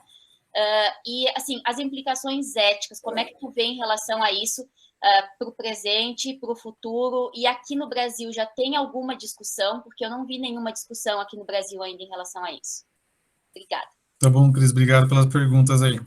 Bom, com relação aos off-targets, o que esses grandes papers fazem, né, esses papers que mostraram, inclusive, edição gênica em embriões humanos, é sequenciar todo o genoma, né? Então, usando ferramentas de NGS, você consegue não só olhar aqueles mais prováveis, mas olhar todo o genoma e falar, olha, será que a gente teve edição em algum lugar, né? E os resultados, eu posso dar exemplo desse artigo da Nature, né, mostra que essas edições, se você direcionar muito bem o seu sgRNA, você consegue minimizar as edições gênicas, quer dizer, os off-targets, né. Um ponto importante nessa discussão agora, falando da questão que você comentou da questão ética, né, nesse congresso que eu participei no começo do ano passado, né, antes da pandemia, é que uma coisa que tem que se pesar muito, se você decide usar CRISPR ou não, é o quão grave é a sua doença. Quer dizer, o quão grave é a doença que você quer tratar, né? A distrofia muscular de Duchenne, por exemplo, é um bom exemplo disso. A fibrose cística também, né? Quer dizer, a Duchenne, por exemplo, o indivíduo morre com 20, 25 anos, né? Então, será que nesses casos específicos não vale a pena o risco de ter off-targets, né?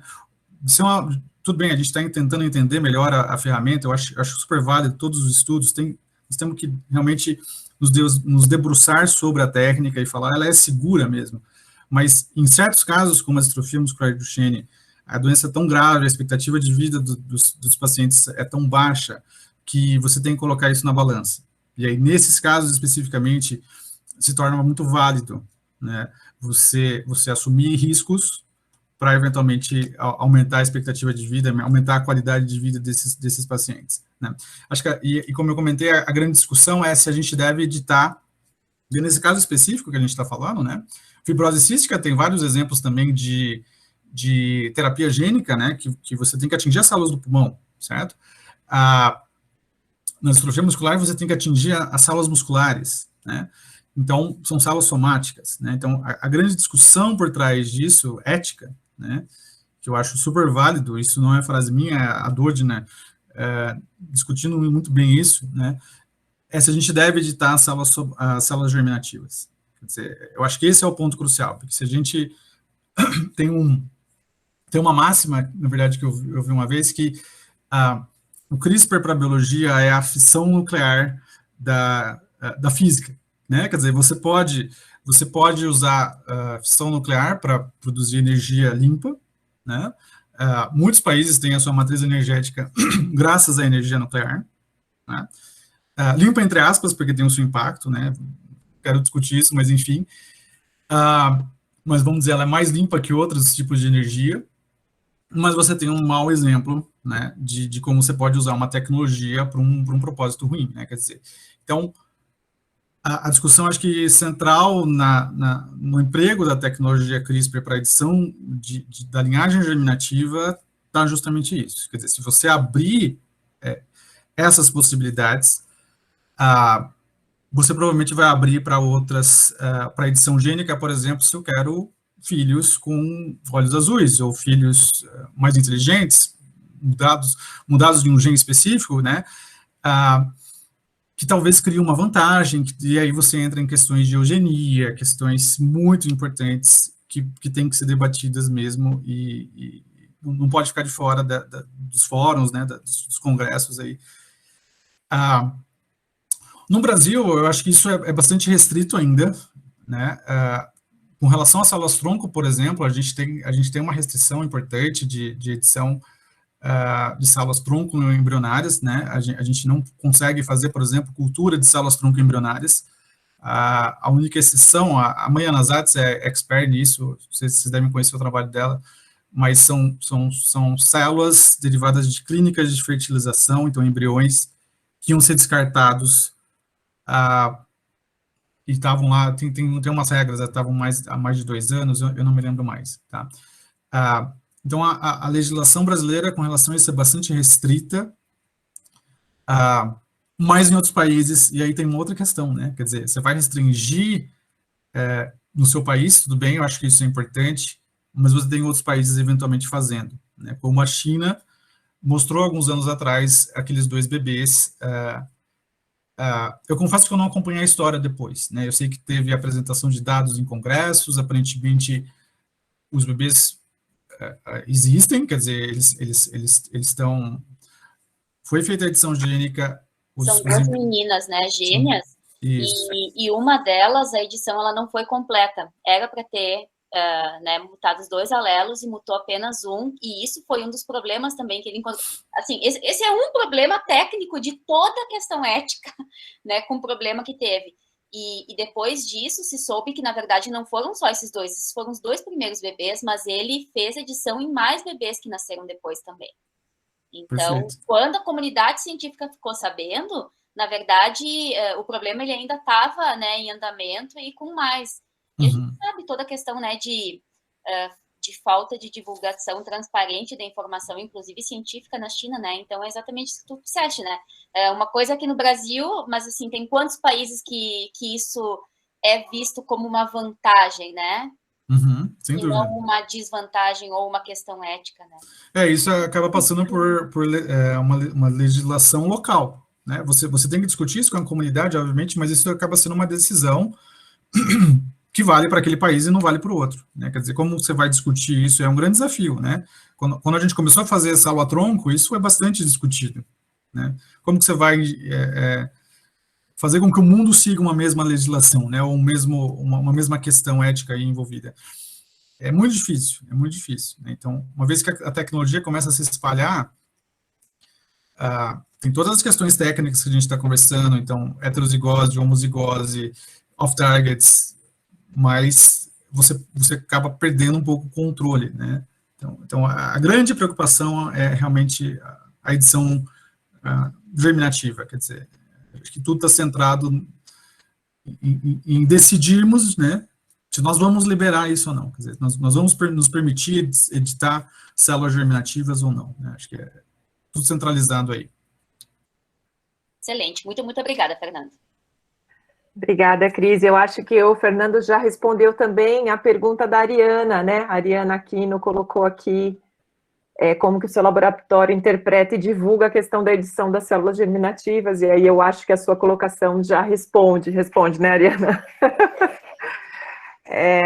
Eu tenho uma questão, Fernando, aqui na rede DORAD, né, como a gente trabalha com programação metabólica, A gente tem muito interesse em modulação epigenética, acho que você sabe, né, que lá no laboratório a gente trabalha também com o estudo dessas alterações, né, epigenéticas. E aí, quando você fala que só é possível fazer edição de sequências de exons, né, eu queria saber se outros transcritos regulatórios, como, por exemplo, microRNAs, não poderiam ser editados, né, porque muitos deles são oriundos da expressão de introns, né. Claro que a gente tem também aqueles que são transcritos a partir de exons, outros que são a partir de introns em clusters, enfim. Eu queria saber se seria possível aplicar isso também para microRNA e entender um pouquinho mais daquilo que você fez um comentário meio en passant, mas me interessou a história da desmetilação ou da metilação, né, usar o CRISPR para essa análise de metilação ou desmetilação, né, em histones. Perfeito. Então, Adri, na verdade, assim, a gente não usa essas tecnologias do laboratório, então a minha experiência com ela é mais a parte teórica, mas essas ferramentas estão disponíveis. Então, você modificar, então vou responder de trás para frente, né? Quer dizer, essa ferramenta em que você usa uma DEDCAS9 ligada a uma desmetilase, por exemplo, então você tem descrito na literatura importantes desmetilases que vão lá e desmetilam um DNA, né? Então, o que você faz nesse caso? Se você quer aplicar o CRISPR para desmetilar uma região específica do DNA, você desenha um sgRNA. Essas metilações já são importantes geralmente em regiões promotoras, certo? Então, você desenha um sgRNA não para um exon, mas você desenha o sgRNA para um promotor, né? E aí você, ao invés de usar esse sistema que a gente tem, você vai usar uma DEDCAS9, e essa DEDCAS9, ela está em fusão com uma desmetilase. Então, é uma proteína híbrida, é uma proteína quimérica, né? Então, quando você expressa isso nas células, tá certo? Essa Cas9 vai, a partir do seu sgRNA, reconhecer a região promotora específica que você desenhou, aquele sgRNA, e ela vai só estar aproximando a sua desmetilase na região promotora. Então, ela desmetila aquela região e você pode ter efeitos, enfim, impactos na expressão gênica daquele gene, daquela região promotora, né? Você pode fazer o contrário, você pode metilar um DNA, acetilação e metilação geralmente são opostas, né? Então, você tem artigos na literatura descrevendo essa ferramenta, essa aplicação específica, né? E você comentou dos microRNAs, quer dizer, os RNAs não codificantes de maneira geral, né? A gente consegue editar esses RNAs não codificantes? A gente consegue, né? Então, nesses casos, você pode ter dois artifícios. Você pode, no caso dos microRNAs, que tem uma região promotora específica, ou dos RNAs não codificantes, né, vamos falar assim, que tem uma região promotora específica, você pode ir lá e ativar aquela região promotora, tá? Mas você comentou, por exemplo, de microRNAs que estão dentro de introns, né, ou que estão dentro de sequências não codificantes dentro de um gene XYZ, né? Você consegue editar introns usando duas Cas9s. Então, você desenha uma Cas9 de um lado, desenha desenha um sgRNA de um lado e desenha um sgRNA do outro lado daquela região, né? E aí você excisa o microRNA inteiro, ou você excisa a região não codificante inteira. É aquele exemplo que eu dei, não sei se você pegou, das nicases, né? Você pode fazer isso com duas nicases, ou com duas Cas9s. Pode ser duas Cas9s funcionais, né, que a gente chama. No final das contas, você vai estar causando duas dupla quebras no DNA. Em teoria, as células vão lá e vão dar um jeito de consertar aquilo, só que você perdeu daí não só uma, duas bases, você perdeu uma região grande do genoma, né? E você também pode não só, você não precisa talvez tirar todo o microRNA. Se você tirar talvez parte do microRNA, ele já seja funcionalmente deletado, né, nocauteado, vamos dizer assim, né, ele perca a função. Isso, eu conheço exemplos, eu tenho esse sistema de expressar duas Cas9s, mas eu nunca usei, falta inclusive uma oportunidade para usar, né, que é um outro plasmídio, não é esse plasmídio específico, mas é um plasmídio que expressa 2 SGs para 2 Cas9s. Então é isso, eu pensaria num sistema desse, né? Ou de você tirar o microRNA inteiro, ou você mudar a região promotora daquele microRNA ou daquele RNA não codificante, né? Olha, a oportunidade, então, você já tem. Bom, Porque eu tenho interesse nisso. maravilha. Mas que bacana. Eu tinha entendido que era desmetilação de histona, por isso que eu não estava entendendo, mas da cromatina, do DNA, na verdade, né, da porção de DNA do nucleossoma, aí acho que é interessante mesmo. Sim, sem dúvida. Bacana, Fernando. Eu não sei se mais alguém tem alguma questão.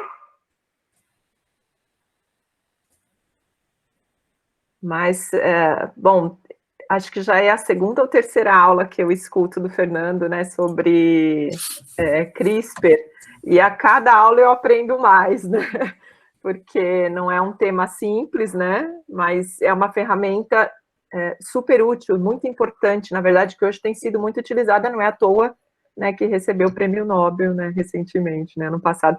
Gente, você recebeu o prêmio Nobel por telefone, que sacanagem, né? Você recebeu a notícia, né, de que você vai ganhar o Nobel por telefone. Bom, apesar que né, mas...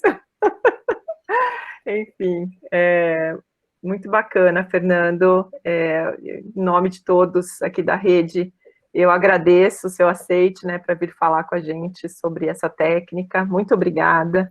Eu acho que isso abre espaço também para colaborações, né, para pessoas interessadas procurarem o Fernando, né, para entender mais, né, ou até para tentar aplicar nos seus projetos, né. Acho que essa era a grande intenção. Agradeço mais uma vez, Graziela, Patrícia, pela oportunidade de trazer alguém para falar de técnica também aqui nos nossos webinários, né. Foi sensacional, nossa, uma aula incrível, Fernando.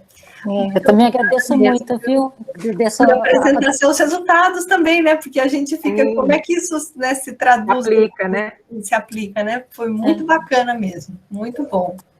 Que bom, gente, eu que agradeço aí no final também o convite mais uma vez, né? Fico feliz com o feedback e, bom, estou à disposição que vocês precisarem, quiserem mais informações, interagir com o grupo, enfim, realmente é uma grande oportunidade para estar conhecendo vocês também, né? Muito obrigada, viu, Fernando? Obrigada mesmo. Imagina, Patrícia, eu que agradeço.